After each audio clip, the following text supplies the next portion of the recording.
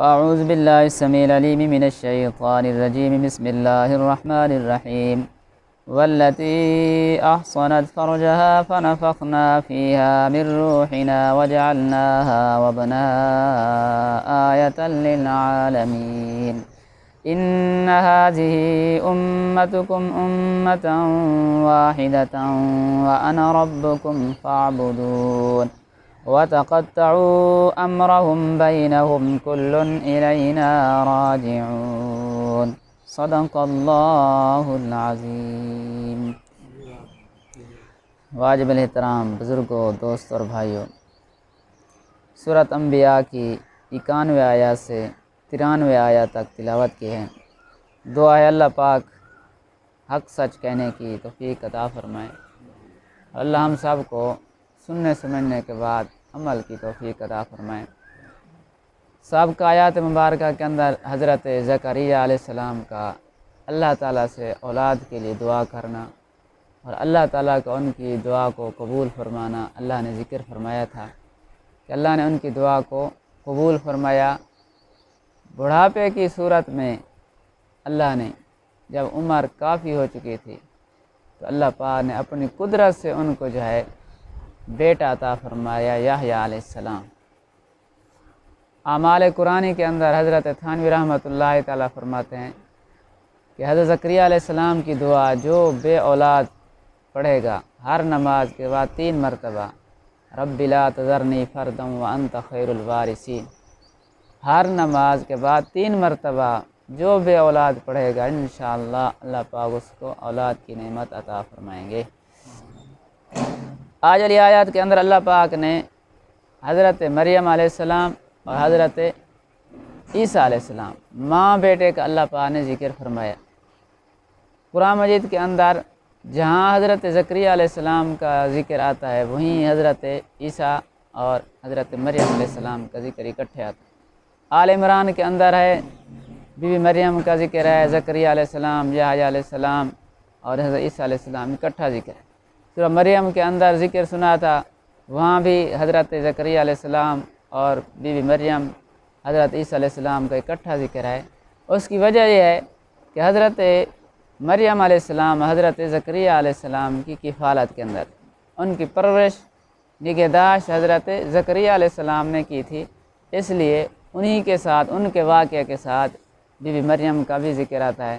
یہاں بھی حضرت زکریا علیہ السلام کے واقعے کے بعد اللہ نے آج علی آیات کے اندر بی بی مریم اور حضرت عیسیٰ علیہ السلام کا ذکر خیر کیا ہے۔ والتی احصنت فرجها فنفخنا فیہا من روحنا، فرمایا اس بی بی کا بھی ذکر کیجئے جس نے اپنی عزت اور ناموس کی حفاظت کی۔ اللہ نے یہاں نام نہیں لیا بی بی مریم کا، ورنہ قرآن کے اندر ان کا نام کئی جگہ آیا ہے، پوری سورت مریم ہے ان کے نام سے موسوم ہے، لیکن جہاں اللہ نے صفت ذکر کی ہے کہ اس بی بی کا بھی ذکر کرو جس نے اپنی عزت اور ناموس کی حفاظت کی۔ فَنَفَخْنَا فِيهَا مِن رُوحِنَا، فرمایا ہم نے اس کے دامن کے اندر اپنی روح پھونکی، وَجَعَلْنَاهَا وَابْنَهَا آیَةً لِلْعَالَمِينَ، ہم نے اس کو بی بی مریم کو اور اس کے بیٹے کو تمام جہان والوں کے لیے اپنی قدرت کی نشانی بنائی۔ حضرت عیسیٰ علیہ السلام بی بی مریم کے واقعے کے اندر جو ہے عیسائیوں اور یہودیوں کا بڑا زبردست اختلاف ہے۔ پھر عیسائیوں کے بھی کئی فرقے ہیں، یہودیوں کو بھی۔ یہودی نعوذ باللہ حضرت عیسیٰ علیہ السلام کی پیدائش مانتے ہیں بغیر باپ کے، کہ بغیر باپ کے پیدا ہوا، لیکن نعوذ باللہ وہ تہمت لگاتے ہیں کہ نعوذ باللہ یہ برائی کا نتیجہ ہے۔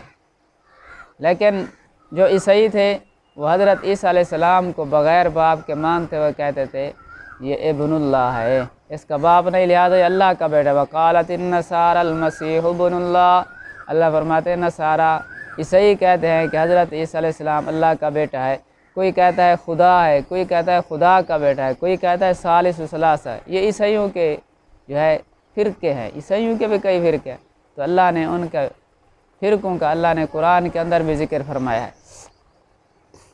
اب یہودی جو ہے وہ نعوذ باللہ حضرت عیسیٰ علیہ السلام اور بی بی مریم پر تہمت لگاتے تھے، تو اللہ پاک نے بی بی کی عفت اور پاک دامنی کی اللہ پاک نے گواہی دی ہے کہ اس بی بی کا بھی ذکر کرو جس نے اپنی عزت اور ناموس کی حفاظت کی۔ تو اللہ نے ان کے غلط عقائد، غلط نظریات کی اللہ پاک نے تردید کی ہے کہ نعوذ باللہ بی بی پاک دامن تھی، معصوم تھی۔ یہ تو اللہ نے فرمایا، اپنی روح سے فرمایا، ان کے دامن کے اندر پھونک دی، جبریل السلام آئے، انہوں نے پھونک ماری، اللہ نے ان کو جو ہے حمل قرار دے دیا، ان کو بچہ جو ہے پیدا ہوا۔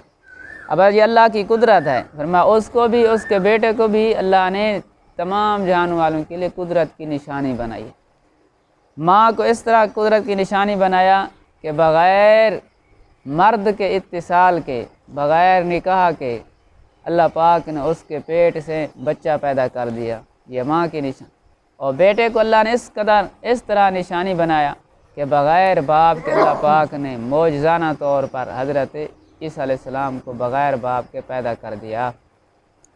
تو نعوذ باللہ یہودی کیا کہتے تھے، عیسائی کیا کہتے تھے، تہمتیں لگاتے تھے یہودی، تو اللہ نے فرمایا امہ صدیقہ، فرمایا اس کی ماں سچی ہے، حضرت عیسیٰ علیہ السلام کی اماں سچی ہے، نعوذ باللہ کوئی جھوٹی نہیں، وہ پاک دامن ہے۔ اب جس کی صداقت کی گواہی اللہ دے، اللہ کہہ رہا ہے کہ وہ سچی ہے، تو کتنا سچی ہوگی جس کے بارے میں خود خدا کہے۔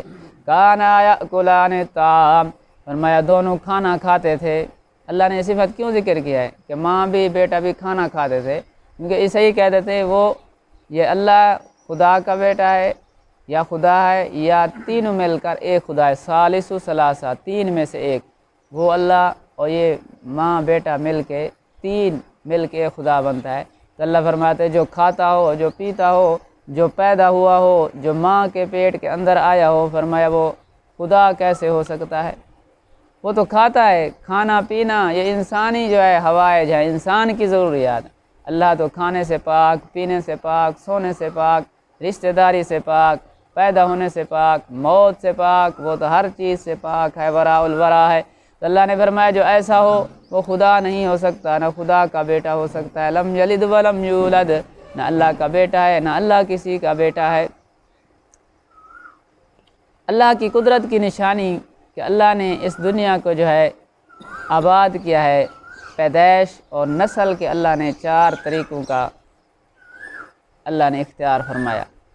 پہلا طریقہ اللہ کا یہ ہے کہ بغیر باپ ماں کے اللہ پاک نے پیدا کیا۔ آدم علیہ السلام کو دیکھو، نہ ماں کا واسطہ ہے نہ باپ کا، کوئی باپ نہیں، کوئی ماں نہیں، اللہ نے اپنی قدرت سے پیدا کر دیا، ایسے اللہ پاک نے پیدا کر دیا۔ دوسری صورت یہ ہے کہ صرف مرد کا واسطہ ہے، عورت کا تعلق نہیں۔ اماں حوا کو حضرت آدم علیہ السلام کی بائیں پسلی سے اللہ پاک نے پیدا کر دیا، کوئی ماں نہیں ہے حضرت اماں حوا کی، اللہ پاک نے حضرت آدم علیہ السلام کی پسلی سے، صرف مرد کا واسطہ ہے کہ مرد کے اللہ پاک نے جسم سے ان کو پیدا کیا۔ تیسرا اللہ کی قدرت کا جو اختیار، فیصلہ اور طریقہ ہے انسانی نسل پیدائش کا، وہ ہے کہ صرف عورت کا واسطہ ہے، مرد کا واسطہ نہیں، صرف عورت کا۔ حضرت عیسیٰ علیہ السلام صرف اماں ہے، باپ نہیں ہے، اللہ پاک نے صرف عورت کے پیٹ سے ان کو پیدا کر کے دی۔ اور چوتھی صورت جو عام اور ضابطہ حیات ہے کہ مرد اور عورت کے اتصال سے جو چل رہا ہے نظام، کہ میاں بیوی کے اتصال سے، نکاح سے، شادی سے آگے جو اولاد اور نسل انسانی پیدا ہوتی ہے، تو ہمارے یہ 4 صورتیں ہیں۔ تو چاروں صورتیں اللہ پاک نے اپنی قدرت کی دکھائیں، بغیر ماں باپ کے بھی، بغیر عورت کے واسطے کے بھی، بغیر مرد کے واسطے بھی، اور مرد و زن کے واسطے سے بھی۔ یہ 4 طریقے اللہ کی قدرت اور اللہ کی پیدائش، اللہ نے پیدا کرنے کے 4 طریقے اختیار کیے ہیں۔ تو اللہ فرماتے ہیں وَجَعَلْنَاهَا وَابْنَهَا آیَةً لِلْعَالَمِينَ، فرمایا ہم نے بی بی مریم کو اور اس کے بیٹے کو تمام جہان والوں کے لیے نشانی بنائی، اپنی قدرت کی نشانی بنائی۔ إِنَّ هَذِهِ أُمَّتُكُمْ أُمَّةً وَاحِدَةً، فرمایا یہ تمہارا طریقہ ایک ہی طریقہ ہے۔ امت کا معنی طریقہ علماء نے لکھا ہے، امت کا معنی جماعت بھی ہوتی ہے، یہاں طریقہ لکھا ہے کہ یہ تمہارا طریقہ ایک ہی طریقہ ہے۔ کون سا طریقہ؟ فرمایا توحید والا۔ اب اللہ نے جو نبیوں کے واقعہ ذکر کیا ہے، پچھلے آیات تقریباً 17 نبیوں کے واقعات سنے ہیں، تو سب کے اندر اللہ پاک نے توحید کا ذکر کیا۔ توحید کا اس بات اور شرک کا ابطال، شرک کو اللہ نے ختم کیا، شرک کی تردید کی، مذمت کی، اور توحید کو اللہ پاک نے ثابت کیا۔ انبیاء کے واقعات سے یہی بتانا مقصود ہے۔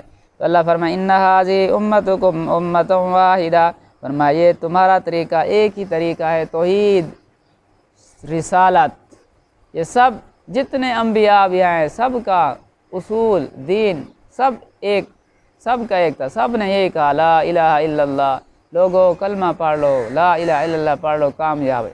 ہماری رسالت کی تصدیق کر لو، ہمیں اللہ کا رسول مان لو۔ یہ ایک ہی طریقہ تھا، اصول دین، فرمایا تمہارا ایک ہی دین ہے، توحید اور رسالت، اللہ کو ایک مانو، اللہ کے ساتھ کسی کو شریک نہ کرو، فرمایا نبیوں کی بات مانو، سب کے لیے ایک طریقہ تھا، کسی کا اس کے اندر اختلاف نہیں۔ باقی رہے فروعی جزیات، نماز، روزہ، باقی احکام کے اندر جو ہے وہ اختلاف رہا ہے۔ اللہ نے کسی کو ایک نماز دی، کسی کو 2 دی، کسی کو زیادہ دی، کسی کو روزے جو ہے کم پیش دیے، یہ جو ہے جزیات کا اختلاف وقت کے مطابق اللہ تعالیٰ کی طرف سے تھا۔ باقی اصول دین توحید رسالت فرمایا سب کا ایک تھا، فرمایا تمہارا اللہ ایک ہے، وَأَنَا رَبُّكُمْ فَاعْبُدُونِ، فرمایا میں تمہارا رب ہوں، فَاعْبُدُونِی، فرمایا میری بندگی اختیار کرو۔ دین ایک ہے، اللہ بھی ایک ہے، قرآن بھی ایک ہے، لیکن فرمایا پھر بھی لوگ فرقے میں تبدیل ہو گئے، کوئی عیسائی بن گیا، کوئی یہودی بن گیا، کوئی عیسائی بن گیا، کوئی بت پرست بن گیا، کسی نے گائے کی پرست شروع کر دی، کسی نے سورج اور چاند ستاروں کی پرست شروع کر دی، کسی نے پتھر کی، کسی نے درخت کی۔ فرمایا اللہ تو ایک ہے، دین بھی ایک ہے، لیکن پھر بھی لوگ جو ہے نعوذ باللہ ثم نعوذ باللہ اللہ سے دور ہو گئے، فرقوں کے اندر بٹ گئے۔ وَتَقَطَّعُوا أَمْرَهُمْ بَيْنَهُمْ، فرمایا لوگوں نے اپنے دین کے اندر اختلاف کر دیا۔ جب اللہ بھی ایک ہے، اللہ جو راستہ بتا رہے ہیں، فرمایا وہی راستہ انسان اختیار کرے گا تو کامیاب ہوگا، اپنی مرضی کے اوپر جو چلے گا فرمایا کام نہیں ہوگا، کامیاب نہیں ہوگا۔ تو اللہ بتا رہے ہیں کہ تمہارا اللہ بھی ایک ہے، تمہارا رب بھی ایک ہے، دین بھی ایک ہے، لیکن پھر بھی لوگوں نے اختلافات شروع کر دیے۔ کُلٌّ إِلَيْنَا رَاجِعُونَ، فرمایا سب نے ہمارے پاس لوٹ کر آنا ہے۔ دنیا کے اندر اختلاف کر رہے ہیں، فرمایا سب نے لوٹنا ہمارے پاس ہے، پھر ہر بندے کو اس کے اعمال کے مطابق اس کو سزا جزا ملے گی۔ فرمایا دنیا کے اندر اختلاف کرو، اللہ پاک نے ڈھیل دیا کہ ہر انسان کو حق بتا دیا، وَهَدَيْنَاهُ النَّجْدَيْنِ، فرمایا ہم نے دونوں راستے اختیار کر، دونوں راستے انسان کو بتا دیے، یہ اچھا راستہ ہے، برا، یہ جنت والا، یہ جہنم والا، یہ اللہ والا راستہ ہے، یہ حزب اللہ والا راستہ، یہ حزب الشیطان، یہ شیطان والا راستہ ہے۔ اب جس کی مرضی جو راستہ اختیار کرے، اللہ نے کسی پر سختی نہیں کی، کسی پر اللہ پاک نے جو ہے جبر نہیں کیا، لا اکراہ فی الدین، فرمایا دین کے اندر کوئی سختی نہیں ہے، دین کے اندر کوئی سختی، اسلام کے اندر کوئی سختی نہیں ہے، قبول، اسلام کے قبول کرانے کے اندر تمہارا کام ہے تبلیغ کرو، بس آگے مانے یا نہ مانے یہ سختی نہیں ہے۔ کیوں کہ اللہ فرماتے ہیں کہ اگر میں سب کو مومن کر دیتا، اللہ کے ہاں کیا مشکل ہے، سب کو اللہ پاک ایماندار بنا دے، کیا مشکل ہے، لیکن میری حکمت کے خلاف ہے، میں نے دونوں راستے اختیار دکھا دیے، جو ہے امتحان ہو رہا ہے، اب جو ہے جو مانے یا نہ مانے، اللہ نے کسی کے اوپر زبردستی نہیں کی، کیونکہ اللہ نے جنت بنائی ہے، جہنم بھی، اگر جنت جہنم نہ ہوتی پھر تو اللہ پاک سب کو ایک راستے پر ڈال دیتے، سارے مومن ہوتے، لیکن اللہ پاک نے جہنم بھی بنائی ہے۔ اللہ فرماتے ہیں میں جہنم کو بھی بھروں گا، اس کو بھی انسانوں سے اور جنوں سے بھروں گا، وہاں لکڑیاں نہیں جلیں گی، انسان اور جن جلیں گے۔ تو فرمایا اللہ کی طرف سے امتحان ہو رہا ہے، تو عقل مند انسان وہی ہے کہ جو انسان امتحان کی تیاری کرے، وقت آنے سے پہلے اس وقت کی تیاری کرے تاکہ قیامت والے دن کامیاب ہو جائے۔ تو فرمایا لوگوں نے آپس کے اندر اختلاف کیا، دین کے اندر فرمایا فرقوں کے اندر تبدیل ہو گئے، سب نے ہمارے پاس لوٹ کر آنا ہے، ہم جو ان کا حساب لیں گے، لہٰذا انسان کو اس دن کی تیاری کرنی چاہیے، جو اللہ رسول نے بتایا وہی طریقہ اختیار کرے گا تو قیامت والے دن سرخرو ہوگا، ورنہ ناکام ہوگا، جہنم اس کا مقدر ہوگی۔ دعا ہے پڑھا سنا، اللہ عمل کرنے کی توفیق عطا فرمائے۔